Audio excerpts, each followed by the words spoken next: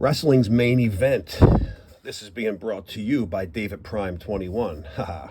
David asked about main event wrestling, and you guys know, like, I'm stuck in the 70s, man, and I usually don't pay attention to the 80s because that's when it started to piss me off and I lost interest. But there's some great stuff in the 80s early on, pre-Hulkamania. I'm a pre-Hulkamania fan, okay, but I don't mean to knock 80s wrestling all that much. It's just like, it's just not me. But let's take a look at the rival to the Stanley Weston magazines, and that would probably the best rival to them, in my opinion, was the main event. I love the main event. Wrestling's Roundup, if I remember the name right. It was basically they went to every town and gave you a little story about each town, each territory, and what was going on in that territory, and who was new, who was out, who was the champ, who lost the belt. I loved reading that. That was the best part of this whole magazine to me, and of course the color photos. Man, when I picked these up, I forgot how heavy these are. They're like 5 times as heavy as a stack of, say, I don't know, a 2-foot stack of regular magazines, and a 2-foot stack of these are about 50 pounds heavier. It was unbelievable, the paper and the heaviness and the thickness of it. I was just like, wow, man. Before we get into the magazines, now I'm not sure, maybe you guys can help me out. Here's the main event book that came out in 79. I've had this book for a really long time, and I'm sorry, I forget who asked about the main event book. I do have it. I know nothing about it. I'm not a book guy. I'm a magazine guy. I prefer articles rather than books. And but as a kid, you had to have it. I have it. I probably looked at it 6 times. Really don't know who the people are. I know George Napolitano took a lot of pictures in it. I don't know if it's worth anything. I don't know if it's easy to get, hard to get. One of you guys asked about it, so I'm just showing it with the main event. I'm not even sure if it's affiliated with the magazines or not, to be honest with you. So for people who want to complete their main event, I thought I had complete to 90. I'm missing it really slowed down. I think they only made 5 issues in 89 and maybe 6 or 7 issues in 88, and they started skipping a lot of months. I don't have all the way to 90. I have all the way to 89, and I think I'm missing 2 issues in 89, but it'll get you close enough if you guys want to start your collections with this. So the very first issue came out in June 1982 with Backlund and Greg Valentine. I almost said Johnny Valentine. See, I'm stuck in the 60s and 70s. Second issue, August 82. October 82. December 82. And that's it for 82. 83. The rebirth of superstar Billy Graham, back on the front cover of a magazine all by himself. Not since the 70s have we seen Superstar on a cover posing like this by himself on a cover. So January 1983, the return of Superstar. Jimmy Snuka versus Don Morocco, February 1983. And I believe now in 83, we go every month, there's an issue. This was a great war. Anyone who knows the Snuka Albano war, Snuka Morocco war, Snuka Ray Stevens war, I highly recommend you get this fantastic, phenomenal magazine. This is incredible. Jimmy Snuka, Don Morocco, Top of the Cage. The Japanese covered it like none other. This magazine's got the Ray Stevens War, the Albano War, and the Morocco War all in here. Great mag. If you can track it down, grab it. If you're a fan of that stuff, Jimmy Snuka in '83. Okay, March 83, next issue. April 83, May, June, nice shot of Mill, July, that's Butch Reed with Ric Flair, August, September. For those who don't know, and you look at this, you think Adrian Adonis won the world's title. He won the Southwest Championships heavyweight world title, a tournament that was held by Lou Thez. Lou Thez was the giving the belt to the winner at the end of the tournament for the Southwest Championship. At the time, they were on USA Channel before McMahon stole it from under their feet. And that was a pretty decent show. It was kind of reminded me of Florida Championship Wrestling. And here is Adonis. And you'll think he won the NWA title. I remember being a kid, is like, oh my God, Adrian Adonis won the world's title. And you wouldn't know any different. You would think it's the same belt. Because, especially when you're 13 years old, you're not really, studying the belt that closely. But Adrian Adonis wins the world title, what they were calling Southwest Championship Wrestling's world title, not the NWA title.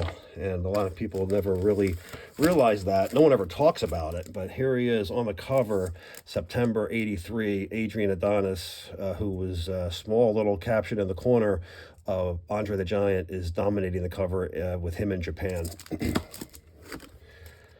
October 83, Harley Race is back on top, takes the title for the 7th time. We're going to discuss a little bit of Harley here in a minute. That might surprise a lot of people. Yeah, we'll get there in a minute. November 83, Bob Backlund down in Florida, going up against Ron Bass. December 83. January 84. February 84. Like I said, I love these magazines because everyone came with a color pinup and always a color photo on the back cover, the back inside. And okay, let's take a look at this. March 84. Flair wins the title back and he remains the champ. Harley Race is now out of the picture, right? Wrong. Harley Race is not done. Harley Race and Ric Flair would go on and they would have a battle in Singapore and New Zealand. And here is the magazine advertising them in Singapore. Harley Race wins the title for the 8th time. Here's Harley Race getting his hand raised at the end of the match. Here is Harley on top. I'm sure it wasn't a sunset flip, but he rolled him up. I believe when I read the article, Flair tried for a figure 4. Harley rolled him up and pinned him. And here is Harley holding up 8 fingers. Take a look. I don't think anyone else has ever showed you this because no one else has this information unless they have this magazine. So, and it says right here, Harley Race wins world title for the 8th time. I know you can see the 8 here. That is the legitimate proof. May the 20th, 1985, Harley Race beats Ric Flair for the 8th time. Never discussed in America, never talked about. NWA didn't recognize it. Here's Harley in the back locker room with the belt.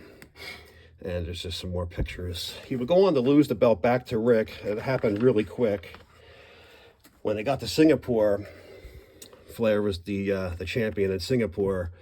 Harley winning now the Singapore world title. Here's a very rare shot of Harley Race as the Singapore world champion. You can see that belt there and him in the ring. Flair coming to meet him at the end when he won the title. And Flair and Race would have another match. Now, I believe Flair already had the belt back. I'm not sure if there was a match. He may have given the belt back because I know Harley caught a lot of shit for calling the shot, telling Flair, you're dropping the title to me tonight. And he did it. And here's Flair winning. And here he is with the belt again. But I believe the Singapore match, I'm not 100% sure because the magazine doesn't go into it. And I don't believe everyone's word.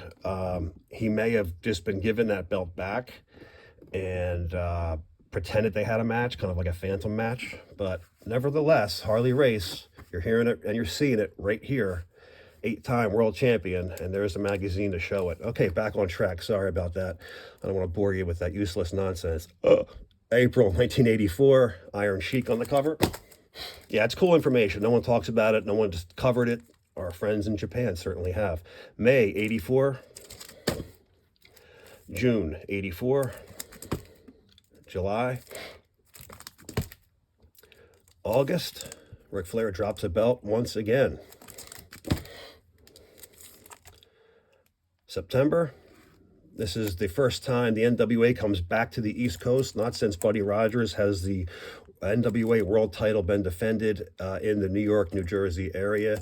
This is also my very first picture of Randy Savage with the ICW title. I first heard of him in a magazine called Official Wrestling in '83. And this is my first color shot of him. I was like, who is this Randy Savage guy? This has got a nice color pinup of him with the belt, ICW belt. October '84, November '84, Hulk Hogan as the champion. December '84. '85 is missing an issue. I don't know what it is. I think it's December. We'll see when we get there. January '85, Superstar and Billy Jack. They were on the cover of a lot of mags. February 1985. March. April. May. June, this is the coverage of Star Wars '85, NWA and NWA both combining to join forces to come to the Northeast, which was the Brendan Byrne Arena, Meadowlands Arena, Harley Race versus Ric Flair, Rick Martel, and gorgeous Jimmy Garvin.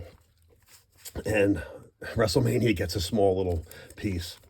Pretty funny. I always thought that was cool that WrestleMania was hardly mentioned at all, and Star Wars '85 gets the big tagline. And July '85, August '85. This is another Northeast show from Pro Wrestling USA, Sargent versus Kamala. October '85, Magnum putting to sleep Ric Flair. One can only guess what could have, should have, and would have happened had Magnum not been injured. I guess we'll never know. This is excellent magazine for the coverage of the Great American Bash.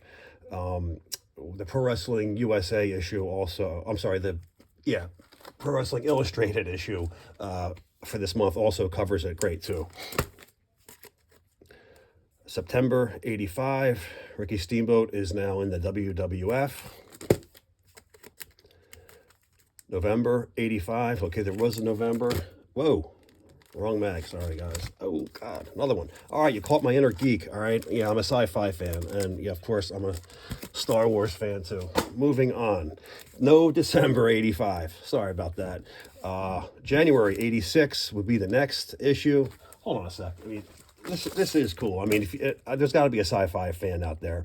October '77, this was a Star Wars magazine. The same company who did Wrestling Scene did these, and then Space Trek with the '70s superheroes. I mean, come on, that wasn't any better than that. That was some cool shit for back at that time. As cheesy as the '70s Spider-Man was. January '86, our first look at Gino Hernandez, who in my opinion would have been a great Four Horsemen. I got a lot of cool stuff with Gino. I'll pull that out one day.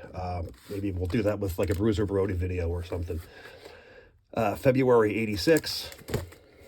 March '86. Terrible looking cover. April '86. May. June. July. August. September, Lex Luger and the Southern Heavyweight Championship down in Florida. October, November, and December '86.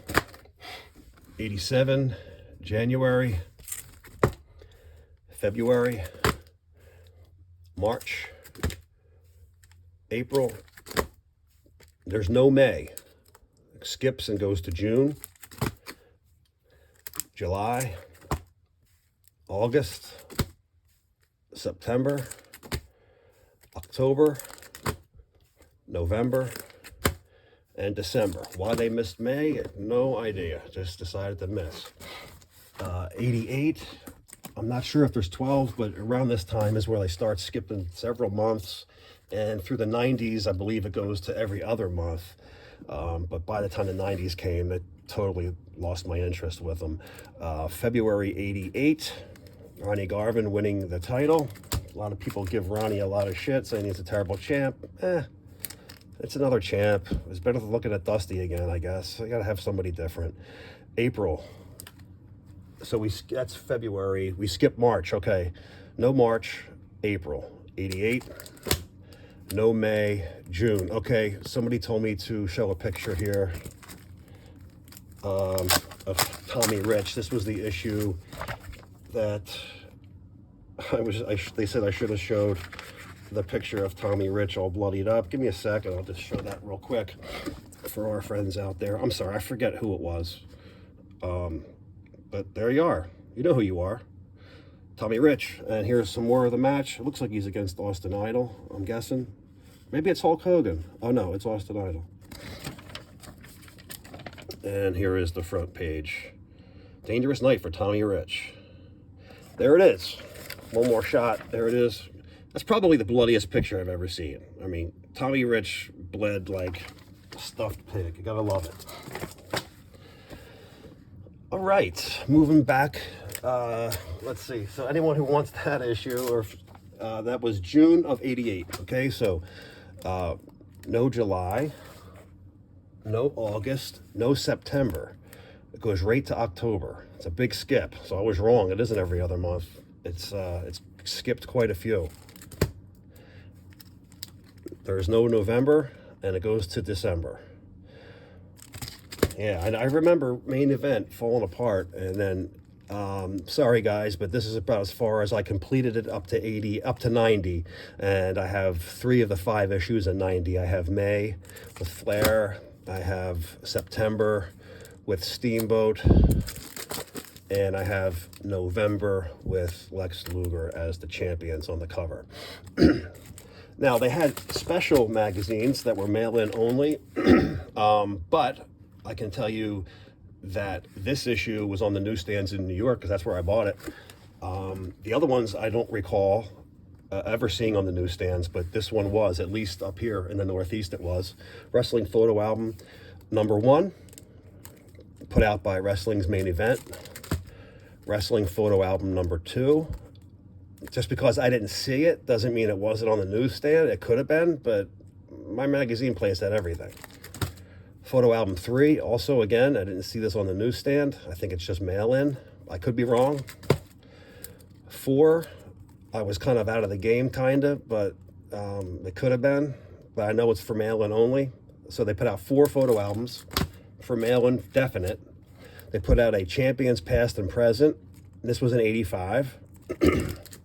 They put out a Heroes and Villains photo album in '85. And that's a wrap for everything main event that I have covering the 80s. Let's take a look at the very poorly done, cheap knockoff Stanley Weston version of the main event, Wrestling '83. Very similar. You can tell that the magazine was selling good because Weston jumped on it and wanted to make one just like it. They were kind of giving them some competition, even though they only had one magazine, and Stanley had 47 of them. I guess he felt the need that he put one out there to give it some competition. Believe me, it was no competition. Nothing came close to Main Event. Main Event was way better. And later on, when they cut back on the glossy and the color, you could tell why, because they weren't doing very well with it. But nonetheless, these I have every one of. So I'll just show you all these. They put them out 4 times a year, except for the first issue in winter of '83.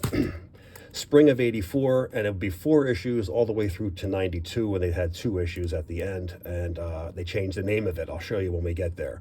So spring '84, summer, fall, winter. These early ones were pretty good. I like the Road Warrior one. I like the Freebird one. I really didn't care for Dusty looking like one of the Village people, but you know, it's all right. '85, we got spring, summer, fall. Great cover, great shot. Too bad they don't have all 4 of the guys showing their belts. It would have been a great belt shot. And winter, which kind of turned me off with the karate crap. Even though I'm a martial artist, it still made me ill. Spring 86. Much rather Steamboat in the Mid-Atlantic area. Summer 86. Fall 86. Good feud, good coverage of this in that summer bash with those two.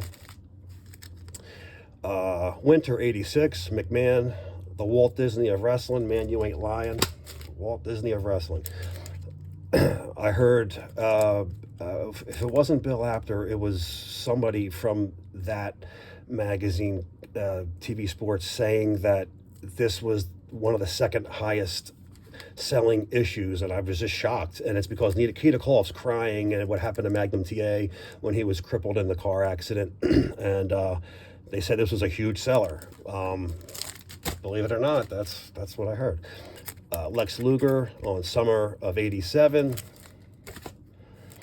Fall 87, Steamboat and Macho in the cage.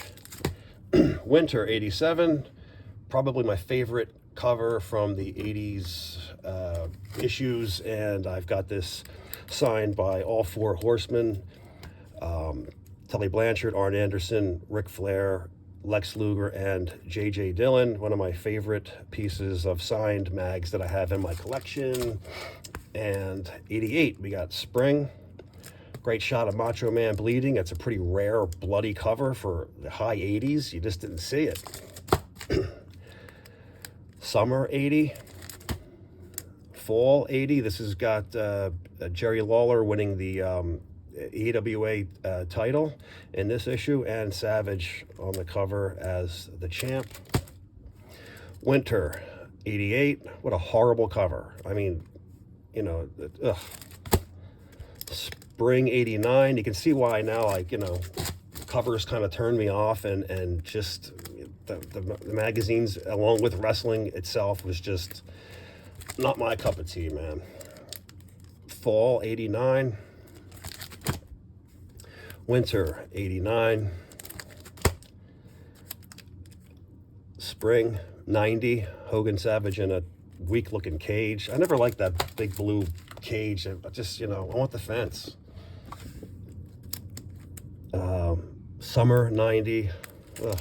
Ultimate Warrior and Hogan. It was just some terrible years there, man. God. I'll shut up. I know there's fans out there. I don't want to make anyone feel bad. It's just my personal opinion. I just was not a fan of any of this stuff. This cartoon crap. It just, ugh. Fall 90. Winter 90. Look at these terrible covers. I mean, you would think this is a wrestling magazine. It looks like, you know, People magazine. Spring 91. Not a bad cover. We got some belts. I'm a belt jerk, so I like this kind of stuff, but just don't really care for who's holding them. Summer 91. This covers the match Flair losing to Fujinami when he took the NWA title and won both IWGP and NWA. Yeah, it's not even worth mentioning. Fall 91, we got Lex Luger winning the title from Barry Windham when Flair threw the title down and left the NWA, the first WCW champion, and soon to be next champ would have been Sting. And we've got Spring of 92, the Dangerous Alliance. This is signed by Road Warrior Animal, Larry Zbyszko, Medusa, Bobby Eaton, and Arn Anderson. Whoa, careful. You almost had a wrestling match on the cover. This must have been a pure accident. Summer of 92. It's like a throwback cover to 1982. It's nice to see. Rick Rude in the cage with Stink. And that was it. That was the end of wrestling. I don't know what you would call this. Wrestling by the year, Wrestling 92, Wrestling 93. It's hard to, you know, call this by a name when it was just called Wrestling and had the end of the year on it. But they didn't have 4 issues. It ended in the summer. Stanley Weston had sold the magazines, and they were about to move to Fort Washington, PA. And this is where the magazine would get completely cheaped out. The color would be gone. The pinups would be gone. The paper is back to regular paper. And their first issue is a new name, Wrestling 93 Rule Breaker. Don't know why. And it was the magazine with a bad attitude. And just as its first issue in 83 when it first came out, the relaunching of 93, they both have Hulk Hogan on the cover. Only difference is Hogan wasn't the champion in 83 yet. So there it is, man. There's main event. There's for you guys who asked for it. I threw in, I guess, this extra publication for the heck of it because it was like a cheap knockoff to it. It was nowhere near as good as George Napolitano and the boys over at Main Event magazine. You've seen the Main Event book. Don't know nothing really about the book, but there's the book, and you got to see a little bit of Harley Race winning the title for the 8th time, which, you know, doesn't really get talked about. All right, there it is. I'll see you guys on the next.